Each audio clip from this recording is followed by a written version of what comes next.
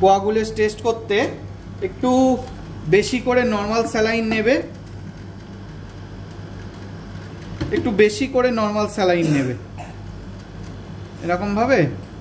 একটু একটু কি নিচ্ছ?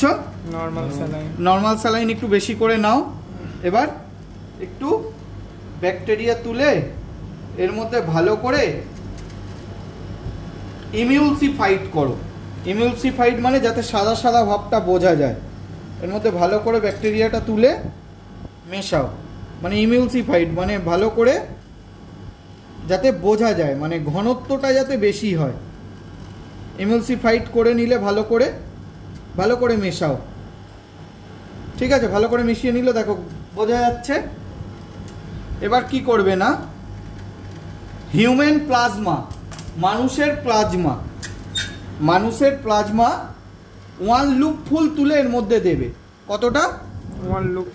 1 লুপ ফুল বা 1 ড্রপ একটুখানি এর মধ্যে টাচ করো। হিউম্যান প্লাজমা,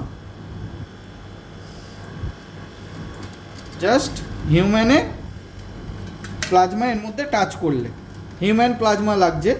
যদি অ্যাগ্লুটিনেশন হয়ে যায়, একদম ছানা কেটে একদম ভালো মতো অ্যাগ্লুটিনেশন হয়, দেখো কিচ্ছু হয়নি।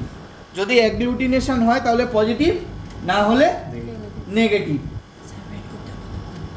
কিছু 1 মিনিট দেখলেই হবে, দেখো কাটেনি। ঠিক আছে, তা এই হচ্ছে কোয়াগুলেস টেস্ট। হ্যাঁ।